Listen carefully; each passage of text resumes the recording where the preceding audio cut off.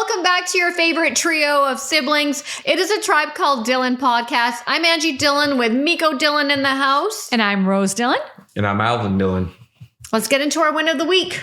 Rose, over to you. Over to me. Okay, so my win of the week is I actually discovered, as you guys asked me to watch Skinwalker Ranch and I couldn't after 10 minutes, I was already planted in front of the couch and the TV that I was like, well, I got to watch something now. I'm here. So I watched Rocky or Ronnie because, you know, I love my Bollywood movies. Mm-hmm. And it was a really good movie. Like it's Bollywood, so it's a little choppy. The scenes didn't always kind of flow. But you know how Bollywood is, Indian cinema, over the top, everything. But the story was really, really neat. And they did some really cool kind of progressive thought process of like telling women, like, it doesn't matter how old you are, go after what you want. Like there was a woman who's older, she was married and she just, you know, being a housewife and she wasn't kind of happy doing it. And she has this beautiful singing voice. And so the new daughter-in-law came in and said, why don't you go on one of those shows and showcase your talent? Like you never have to be you can be at any age. So they're really trying to show. And then they had an old love story of like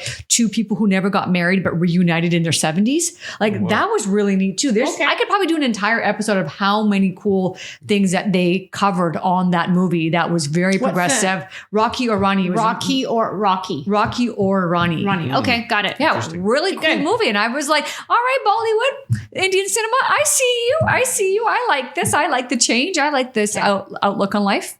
Miko, do you have a win of the week that you would like to share? He's thinking about it. He said to come back to him. Okay. Al. I'm going to go to a good old trusty contractor-related win because we did a good win. This week was a busy week. We have a little bit of an old-style kitchen where they put in a drop ceiling to kind of fill in the gap between the top of the cabinets and the ceiling. So we removed that. That was a big thing, and it's opened up the ceiling and the kitchen, and it looks huge. So that was a big win. Yeah, good. I forced the roommates into it.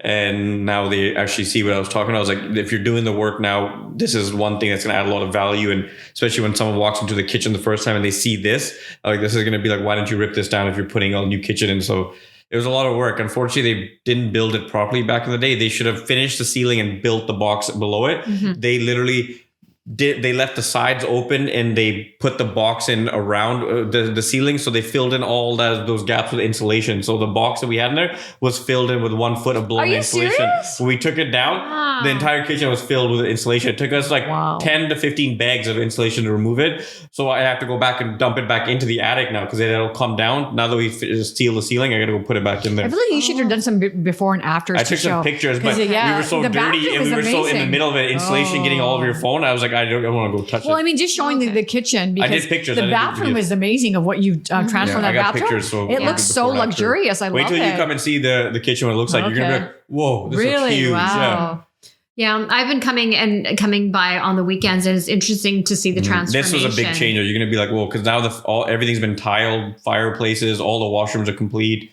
It was a big job. That's excellent. Yeah, my win was, it took me 6 months, but a couple months ago, do you recall when I got frustrated and I went and bought this automatic watch? Yep. And because I had to keep changing the battery on my, I think it was a Michael Kors watch. I finally sold it on Marketplace and it had little bezels. It had crystals on there and it was a feminine looking watch, but I had a guy come and buy it. Hey, the gender fluid, everything is changing. No, but he actually he likes blinged out stuff, so I could see it. And I said, I mean, I tend to have a tendency to buy things that like guys would wear, like this big, huge honking watch. I'm convinced when people look at it, they're like, "Is that a guy's watch?" I'm like, "It probably is." Like a dude's watch, yeah, but I just like if I like it, I just buy it. So I don't care if it's me. I'm just kind of like a dude sometimes too. Sometimes I am. Yeah. I'm pretty alpha. I'm alpha. I am pretty alpha. Yeah, Alpha Ange, they call me. Anyhow, that was my big win. So I'm super stoked about that. I'm also super stoked about today's content. It's a couple days, by the time this episode airs, it's going to be a couple days until Halloween. Is that right? I feel like we should have dressed up in like we are costume. Wearing black. Yeah, I'm wearing all black. I'm wearing black too, but I feel like I wanted to wear like a witch's hat or just something. Okay, maybe next year. Maybe someone or maybe we can just do the next taping and I'll just make a reel for a Halloween day. How's that? Okay, someone could sponsor us some outfits. There we go. There you go. Okay, so this is a timely content that we're going to be speaking about, and it's also timely because I've had so much strange encounters with my deceased loved ones actually communicating to me and all of us, because we all had a chat this week. Like, have you been noticed some strange things happening or some signs? So we just thought, you know what, let's bring it to light and talk about it. And by no means are we trying to mock any of this stuff, because we know that it's difficult when you lose a loved one. And just the grieving period, it's so difficult. And what the three of us have come to realize now is, yes, our loved ones are physically gone from this planet, but spiritually we're so connected to them. Oh, and he's howling, so he's saying okay, and that's why we wanted to bring this episode to light and talk about it. And oh, look at him. So does Miko. I guess Miko, is that your win too? Miko, what would you like? Well, I know that Chico, which was our family pet of 17 years, I am convinced that Chico comes and messes around with Miko in the middle of the night, because there's certain areas that he just won't go near, because that was Chico's hotspot. And one area in particular, Al, is that Chico spent a lot of time in your bedroom downstairs, and Miko will not sleep there, and Miko doesn't like to go there, because I'm convinced that Chico's scent is still all over that. Chico marked her territory. Yep. Yeah. Okay. Well, let's talk about this. So I want to get right into our segment called Talking to the Dead, as I'm going to call it. What's your experience been like, Rose, with talking to our deceased loved ones that have crossed over to the other side? Well, I don't have a lot of people who have passed away that I had a relationship with. I'm fortunate that most people are still alive. But there are two that I have been connecting a lot with. One was when our uncle passed away. Clearly, you know, Al, you were very close to him, but I developed a good relationship with him the last few years before he left. And he'd always talk about Coca-Cola, right? The good old Coca-Cola, and like, give me Coca-Cola bottles and cups and give us shit. If I see you drinking Pepsi, you're in big trouble. And so when he first passed away, I remember driving back from the funeral, and I had a 6-hour drive. I was living quite far away. And I remember just talking to him, like, are you okay? Like, are you at peace? Like, is there something that you could tell me, some kind of an indication to let me know? Like, you tapped out kind of early, but like, just want to know that you're okay. And I remember parking at Fred Meyer, and I was moving my car, and this car honked behind me. And I was like, oh, hey, slow it down, I'll move. And then I moved up. And as I parked, looked up, there was a giant Coca-Cola truck that was parked. And it was almost, the way it was positioned was, if I hadn't moved from my original spot further up, I wouldn't have seen that. And I just looked up, because that was my train of thoughts I was in when I looked up, and I was like, wait, is this how this works? Is this how, when I have these communications with you, this is how you will give me answers, will be with, I guess, something related to Coca-Cola. And that became my understanding with him on if I have a question, or if I'm kind of my gut's not telling me what I need to know, and I need to touch base with someone that's passed on, that's how I communicate with them. And it's been really, really great. I feel honored to have that communication with him. Crossed over. And you only just started to realizing the power that they're still physically here in the last few years, right? So up till a few years ago, before the pandemic, I don't think I've only had one loss, which is my grandpa. I was really close with, but he lived till like he was 100. So when he passed, it was actually a cool story. I was with him. So it was me, uncle, grandma. We were sitting there. He's lying down. We got him up. He had just actually fallen down the stairs about a month before, because he liked to go use a bike downstairs to exercise, and he didn't want us bringing it up. He wanted to manually go downstairs. But because he's blind, everything is by touch and feel. So he had slipped and fallen down the stairs, and he broke his ribs. Went to the hospital, came back, I think about a few days later. Still had broken ribs, but still wanted to do what he wanted to do, was walk around the house, go shower, do his own thing. So he was lying down, and it was time to give him some food and Tylenol again. So we lifted him up, and we were talking to him, and we were feeding him. So I'm giving him like a bite. I think it was like oatmeal. And he took a bite, and then I gave him one more bite. And I said to him, I was like, hey, do you want one more bite? And he just took his last breath. And we're like, oh, let's put him down, because I think he might choke. So as soon as he took his last breath, we could see him taking his last breath. We put him on the ground, and he was just gone. And it was weird that I didn't cry. I had this sense of peace come over me. Like I wanted to cry, but I was like, I don't need to cry. I was like, I'm getting the sense of like, whoa, this is good. So but it just literally went in our hands and arms. And that was the first time I experienced loss. I felt it a few days after, like a week or two. It hit you a few days later, but that was the first time I experienced, I would say, direct loss, because I think 10 or 15 years before that, mom's dad had passed, or Nana, but I wasn't that close with him because I only saw him once every few months when he'd come out of our house. So I didn't have that bond with him. But when grandpa passed, that was a loss. I didn't feel anything for about 10 years after that, until just around the pandemic time when uncle passed suddenly. And then it was the weirdest and for year. Viewers, uncle's like a second father. Yeah, too. he was like my dad, because he lived right across the street from me. So I would go to I literally stayed there 3-4 days out of the week. This is also our Chacha, which is our dad's youngest brother in context. So he lived with their dad's parents. They were right across the street. So I pretty much spent like 50% of my time there and 50% of the time at home. And he was the one that took me and my cousin to like our trips, Disneyland, all the cool stuff, go see games, go watch football, spend a lot of time together. So when he went, we had a plan that when he retires, we're going to go to Mexico, go party, go enjoy life, because he hasn't had time for a long time to enjoy life. He's busy taking care of the grandparents. So it was unfortunate when he passed, and it was just weird after that, because 3 months later, then grandma passed, which was okay because she's older and she had dementia.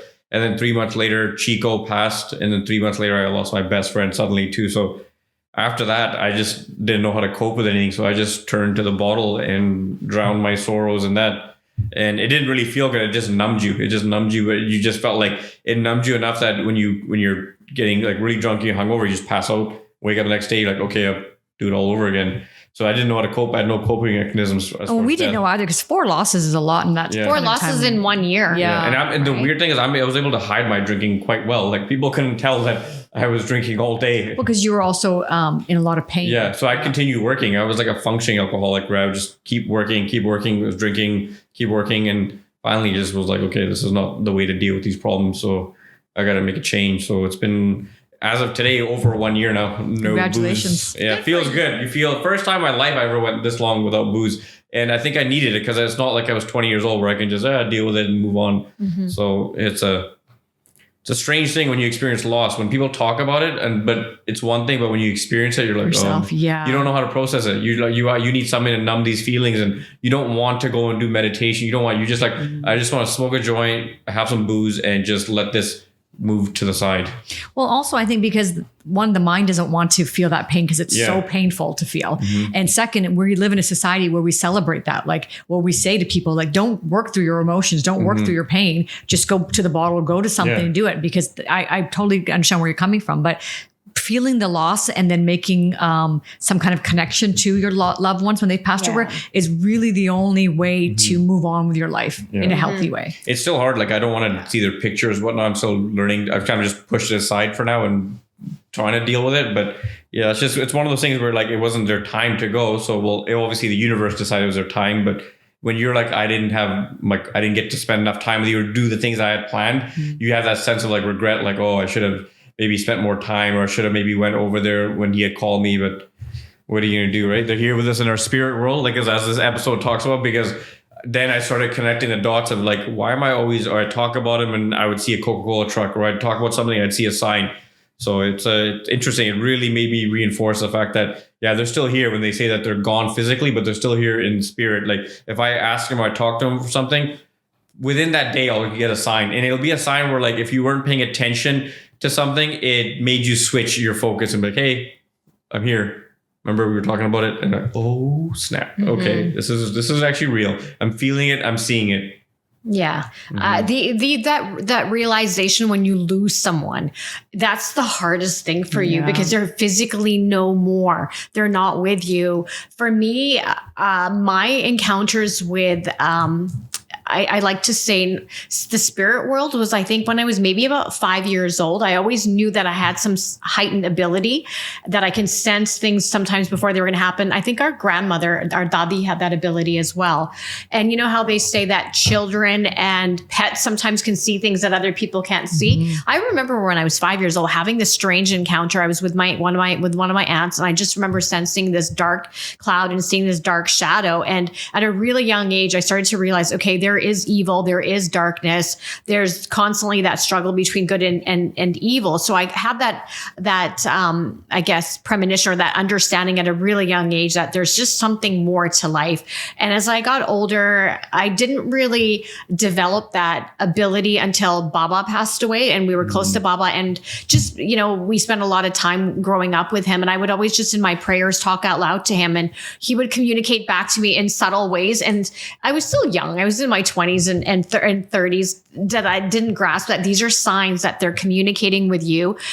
It wasn't until our family dog Chico passed away, and then when my Chacha passed away most recently in the past 3 years, that I've really now had the physical, like in your face encounters. The lights have turned off sometimes. Like, you know, when you see one butterfly, it's not one, it's like, like a barrage of butterflies will come back to remind you, like, I'm talking to you. And, you know, or the pennies, like I have signs. I have signs for each one of them. So too. Like our grandfather will throw pennies and things. Yep. Our family dog Chico is a butterfly, and Chacha is a Coca-Cola truck. And these are the things now that have been giving me peace and solace, that, okay, they haven't physically are gone, but spiritually they're still around. They can hear us. And it's brought so much more comfort into my life, knowing that he's okay, that they're still watching over all of us on the other side. And for me, this week was a strange week of events, because I talk out loud, as you know, and we have that talk out loud. I do. And I talk to myself all the time. People might find that weird, but that's my way of, you know, just working through problems sometimes. And we always say collectively, hey, I spoke out loud and I saw Chacha. It's like we're keeping his memory alive. But what's been so interesting is that occasionally I'll carpool with some of my girlfriends into work, or I'll take transit, but they're now able to see that when I communicate with my uncle, that he physically gives a sign, and they're just like, I think you have a direct link to your uncle now, because whatever you talk about him, he reveals himself in the form of a Coca-Cola truck, because that's what he used to drive when he was alive.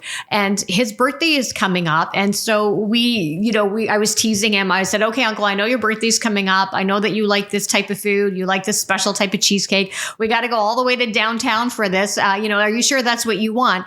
And lo and behold, 3 days in a row, I saw a Coca-Cola truck, like where he was trying to say, don't cheap out on me this year. I know last year you guys went and went to a bakery and got me the cake, but this year I want my true confections, like cheesecake. So Al, he made it abundantly clear 3 days in a row that this is what he wants. And I'm telling you right now, the reason I'm smiling, even though I know he's not here, is that it brought so much joy and comfort that, like, that's the way he's communicating with me and with us from the other side. So he's still here. Yeah, he's here, and he's the one that got me introduced to that cheesecake, which is like the best cheesecake I've ever had. Yeah. I had told you even like weeks ago, I was like, we need to get that cheesecake, and you said you've already had enough sugar. I was like, that's all right. Let Uncle tell you.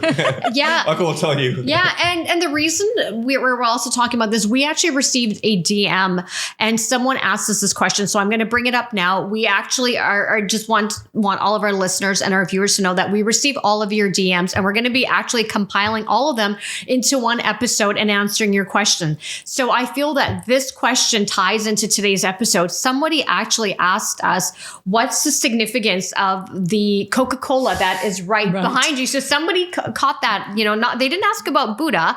And we had our, like the three monkeys, see no evil, hear no evil, speak no evil. They used to be up there, but someone specifically asked us, what's with the Coca-Cola bottle?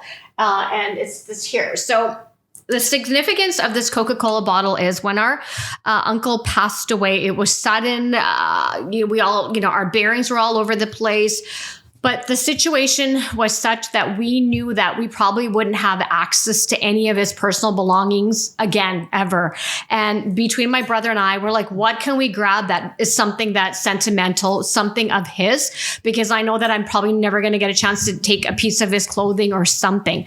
So we went in looking for something. And the first thing that I saw, I have another one that is Las Vegas because he liked to go there as well, is that we grabbed the Coca-Cola bottle because that's what he would always bring us swag and stuff. And I grabbed always bring swag. Always have swag. And the reason I grabbed this is because I know my uncle had to physically touch this to lift it, and that his energy is still tied to this. And so Al and I managed to take a couple Coca-Cola bottles just to keep him with us. So the reason we have him here, we also have our deceased Chico here. We've got a photo in sudden hidden areas. But the reason that we kept this prominent is because we feel that this is what sparked our podcast.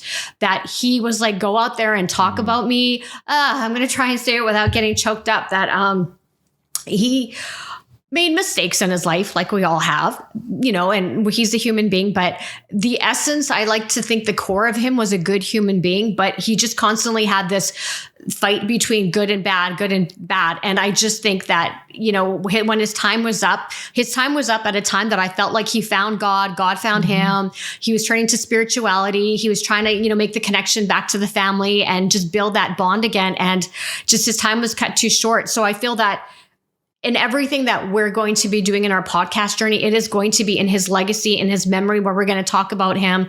And we know that he's watching over us. So hence why we keep him with us on set with us, for his energy, for his guidance, for his memory, just to say thank you, because I don't know if a Tribe Called Dhillon podcast would have been sparked had it not been for his loss, because he meant a lot to us. And he ultimately just made us realize that life is so short. Go and live and do the things that you want to do. Follow your dream, follow your passion. And who gives a shit if money doesn't come? It's not even about that. It's about fulfilling your soul ultimately. Yeah. So cheers to our Cha-Cha. Yep. Coca-Cola and Cha-Cha. This episode is dedicated to you. We love you.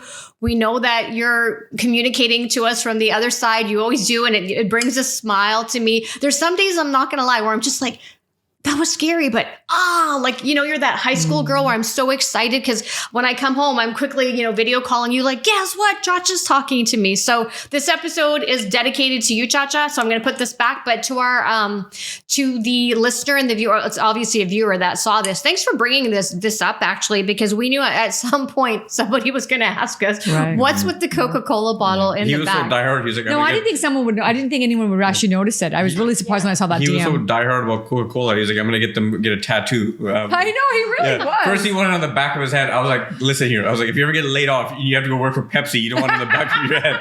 Put it on your arm. Yeah. But yeah, he was awesome. Yeah, I was a Pepsi drinker and he converted me. So he always used to say this, that, if I die and I see you drinking Pepsi, I'm going to push you and do some funny things. So when he passed away, the first week, and I'm not a big soda drinker, but I occasionally drink soda. I walked past Pepsi back and forth, and I'm a loyal Pepsi drinker. And I was like, I don't know if I can make this change. And I walked away. I didn't make a Coke purchase that day. Came back again in the aisle and walked past Pepsi, and Coke's talking to me. It's like Uncle was talking to me from the shelf, and I'm like, God, don't you dare. Yeah, don't you dare me. And so finally I was like, okay, Cha-Cha, you pushed me over, to the other side. And I think ever since I made that commitment to support him, he talks to me so much more now to say, thank you for making the switch, first of all, but I appreciate what you did for me. And that's just been our lines of communication through Mr. Coca-Cola truck.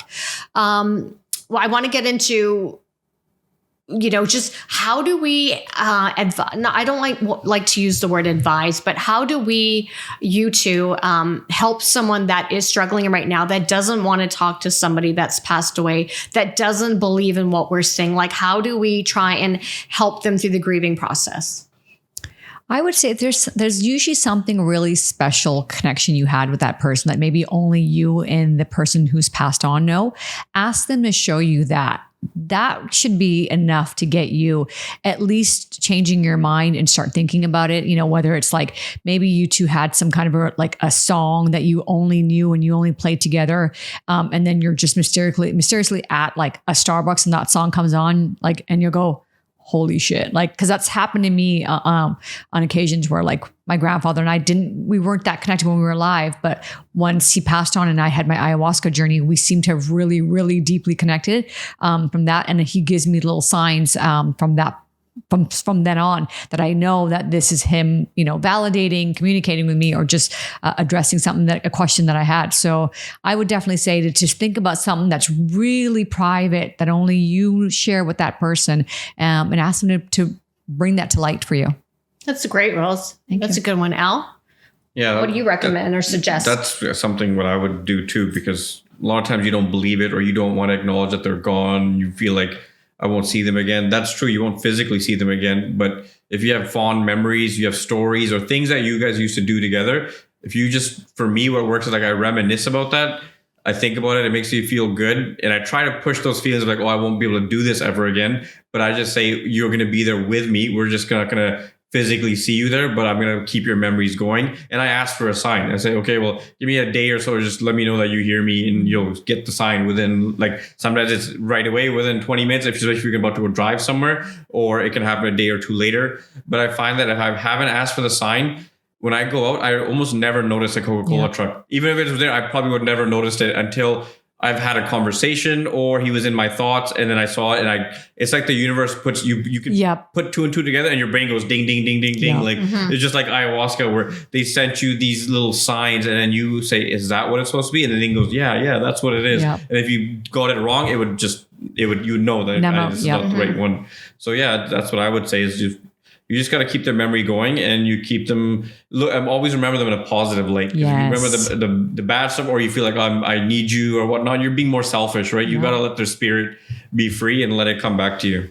Right. That's a good one, Al. And losing someone is so hard, right? Because especially when you have a connection with that individual, and we've all of us have lost someone that's been near and dear to us, someone that's guided us, a mentor, a father figure, a motherly figure, anyone that's, just helped shape your personality and your character through life. Anytime you lose someone like that, God, that loss is like a sucker punched you. And that's what I felt when we lost our uncle and we lost our pet and our baba.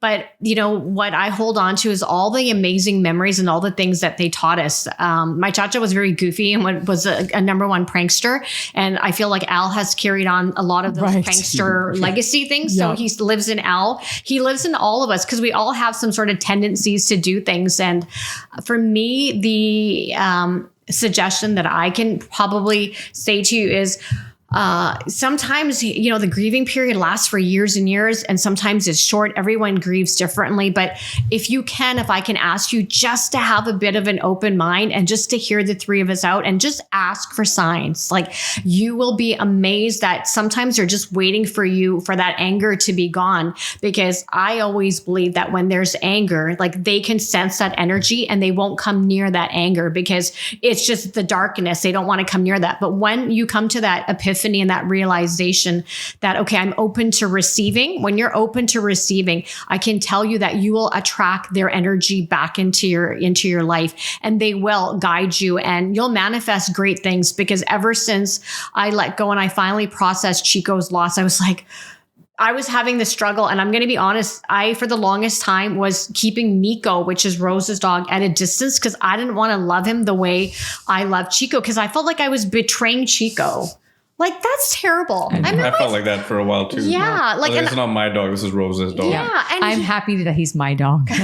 But he's such a lovable guy. And then finally, when I think I got that sense from Chico from the other side, like, you can love him the way you love me. It's okay. I brought him in, because the timing of when Chico passed away, when Nico came in, it was 9 just, we months, needed yeah. that. And I look back now that I've received signs from Chico, my dog, from the other side to say it's okay to love him and embrace him. And now I full on, like before I felt like I was holding 10% back, like I'm not going to get hurt. And I was only giving him 90% of love. Now it's full on 100%. He's an annoying little shit. Now sometimes. you call me and be like, she'll FaceTime me, like, Yes. can you put Miko on? And I'm like, wow. Yeah. I miss him after a couple weeks. Yeah. He's like half my dog now. So when I don't see him for 2 weeks, I'm like, Yeah. oh, I miss him. But it took me 3 years because Chico's death anniversary, Right. the death of Chico is coming up October 17, 2023. It's going to be three years since we lost our beloved Chico. But She inspired me to get Miko. She Yeah. inspired all our other family members to get pets too. Right. she was amazing. But The original she OG. comes to me at the times in my low times, and and I'll say Chico, and no joke, the lights will flicker in my bedroom or things will flicker, and I'm like, okay, she's here, and it brings so much peace to me. So if I can just pass that on to you, to have an open mind and just communicate with them from a genuine place of love, you will, mark my word, have those interactions with them from the other side. I don't know how long it will take, but just keep at it and don't give up. And if that's a little bit of peace that we can bring into your life, because it's been really peaceful for us, we would love for you to try it and let us know how it works out. You got to for you. open up your portal to receive the communication. Yeah. But when you said Uncle being a prankster, I thought of one thing that just kept making me laugh for the last like 20 minutes or last like 5 minutes, was that he used to do this one thing where, I don't know, randomly when it's a hot day, he knows you're going to turn the fan on. Before you turn it on, like 10, 20 minutes before, you go grab his underwear and put it on the top of the fan. So then like you wouldn't notice it, right? Because it's up there. And then grandma would turn the fan on and the thing would spin on and the thing would land on her face. And then she'd be like, hey, basket. She wouldn't say bastard. She'll say, hey, basket. And she'll grab it and throw it. She's like, why are you bringing me your dirty underwear? And it's been hanging on the fan for like a half a day until she turned the fan on, the thing spins. And his underwear was like this big too. It was so long. Wow. Okay. Yeah, he did TMI. that all the time. Or like if you're standing down, so you're putting your shoes on because you can go for the top of the second. He would drop his light underwear just on you. turned off and on right now. Did you see that? No, I the didn't. light He would just, drop his underwear from the top on your head. he knows you're talking about. I swear the light just blinked off and on in here right now. Did you not see that? I didn't see it. I was didn't busy see it, telling a actually. Yeah, story. that light just okay. Al was in his own. Well, I just saw the light just. I'm like, I bet you Uncle's probably laughing at that story. He is, he's here. Something Yeah, just he flickered. definitely is. Yeah, Something he was just the king flickered. of pranksters, the king of name changing people's And names, telling which I stories. did. Yeah, he'd always I'd tell always ruin people's bedtime names. stories that he would Yep. just make up and Yeah. be like, somebody's not in bed, like, hey, this sounds like what we did today. He's like, and then they all went to sleep. And it's true because, like I said, his legacy lives on in all of And I us. think he introduced you to comedians, Al. Wasn't it your first? Me, him, and Robin, we used to watch Mad TV. It was a ritual. It always comes on Saturday at 11 p.m. So we'd always make sure, like, after we've watched our movie, we're done by like 10:30, 10:45. It's time for 1 hour of Mad TV. Because we always found it to be way funnier than Saturday Night Live. And Saturday Night Live came out at midnight. So by the time midnight one, you're kind of tired. But Mad TV was our thing. We'd all watch together. Yeah. Yeah, he used to do Miss Swan. Now you see that all the time. Her voice. Miss Yeah. Swan. Yeah. And you've inherited one of his traits, which was he would always call people by different names or switch up And their I names. wondered And where I got that and from. I said that to you one I day. was like, yeah, I said, when you said to me, that I was said, Uncle. that's- yeah, I go, I Uncle used always to- make fun of people's names. And it's not like a bad thing, but I will like just change your name. I just don't know why. Like I do that. It's really, and I now know that it's come from my uncle. So we who's done all that. have a little bit of him in us. Yeah. And that's the quirkiness to it. Yeah. But Al, I think for the longest time, I think it's important for our listeners and our viewers to also know that for the longest time, you weren't open to receiving. You didn't want to have that dialogue, right? You didn't want to acknowledge it. Yeah, just you were in that state of you're angry, right? Why? Or you always start blaming the world, like why did he have to go, or why it went now, and we didn't get to do it. So you go through that whole process, and I think the only thing that really helped me was basically the ayahuasca, because I was the path I was going down was like turning to booze and weed, and that wasn't working for me. Tried to put you on antidepressants or anti-anxiety, that didn't work. I was hanging on. I was just angry inside until I finally released and let go and just said, it's beyond me now. You're in a happier place. Like this world was very stressful for you, and I don't know how much less stress you would have had by continuing living here. So it was a lot of work you had to do, and the only way it happens is with the ayahuasca, allowed just to go us to a whole other dimension or somewhere deep within your own body and mind that the healing had to be done there. Because when I came out, I just had this big sense of relief. Like, okay, I can't explain certain things. I don't know what happened. I don't know why, but I'm accepting that you moved on, but you're still here spiritually. You're just not here physically. And to add to it, like Al's first night actually was much rough. He was actually reliving trying to wake up Uncle. Like we all got out of our seats to see Al trying to wake Uncle up. That was the first night. Physically, Al's out of his seat and he's trying to. And the guys are telling me like he's trying. I'm like, okay, well, let him. And then Al had to kind of bring himself down. And then the next day, Uncle came through like, I'm okay. Don't worry about waking me up. I'm awake. Like I'm on the other side. And that's when Al had his like revelation, really deep revelation with making peace with at least Uncle's passing was definitely that 2-day series that Al did. But yeah, watching him in the first night, I was like, oh wow, him and his friend Al was trying to wake them both up. And that they both came in the next day in more of a light a way of like, hey, we're here to help you now. This is your journey. You continue on and we'll watch over. We both left, like for me, it was very much of a Baba experience, but for Al, it was very much of Unks and his best friend that passed on. But that's also something to think about. If you are struggling with the loss of a loved one and you just, none of this is working, I'm not promoting psychedelics, but I would say to talk to a doctor or a therapist, and you can do it under the supervision of one. That also allows you to open your portal to a place where you can really connect with your loved ones. And it was enough for Al and I to say, okay, there really is life on the other side. They're there. They are there in some capacity, just not in a physical costume, but they're there in this some capacity. And I think if I didn't do that, I would have been in a rough place right now. I still would have been angry, upset. And it's just, you needed something. I needed something beyond me to go deeper and reprogram me and help me deal with whatever I'm holding on to inside. So that was like probably the most like life-changing thing I've ever done. And it was meant for me to go down that path at that time. If I didn't experience these losses, I wouldn't have no need to go do ayahuasca. I might have done it like a recreational drug. Right. No, and it's funny. I think about that. I was going through my own darkness with my separation and I needed something to come out. And I just said, will you come with me? You were supposed to just kind of comfort and go with me, and ended up being ended up being a really deep revelation for you. I knew we both needed something, but I didn't know the amount of pain you were in because I was fixated on my own pain. And I was so like deep in my thing that I was like, I wouldn't do anything on my own if someone just kept forcing me and pushing me like. And that's how it happened. You're like, oh, I already booked it. We've got it. So now you have to go. Now I'm like, oh, now we can't waste this money. Well, the funny thing was that I was looking for it and Ange ended up finding the place for us. She was the one who went in. Yeah, I kept looking for places to be within a distance. And Ange is the one who said, hey, try out this place. And then we reached out to them and they ended up having an opening within the 4 weeks. The weird thing is when we booked it, we tried going back like a few weeks later saying, okay, in case we need to change something. And they were booked 6 months in advance. And it was just like meant to be. And we're like, well, let's just keep going. And I was like begrudgingly going. I was just like, whatever, I got to do what I got to do. I didn't know what I was expecting. But then when I saw what the prerequisites were before that, I was like, no drinking, no weed, no meat, no nothing. I was like, oh, damn. And then I saw why you need to not have that. Main thing was the booze in your system, because like some people, like if they continue drinking or even up to a few days before, because the ayahuasca is such a strong hallucinogen that we have major negative reactions with booze in your system. Like, it's almost like, it's like when you have if you ever bricked your phone where you did a firmware upgrade, your phone's just dead. Like it's something happened to it. And they're like, that can essentially happen to your brain where you'll go to a place that you might not be able to come back. And when you do come back, you're basically a whole different person. You have to be really careful. And that was like the 2 weeks of like, okay, I got to start watching everything, what I'm doing, cutting this back. And it was we are going to do an episode after the first night. No one wanted to do it again. Like, I'm never doing this. Left? I was like, I went to hell and I felt like I couldn't come back. Yeah. And then everyone just said, you got to talk to Mother Ayahuasca. You got to do the second night. It's a 2-day minimum thing. And I was glad I did it. Best decision ever, though. Best decision ever. What it did I made a lot of impulsive decisions, but that was my best impulsive decision. That set me on the path that I'm on now. Otherwise, who knows what I would have been. I don't want you both to go in.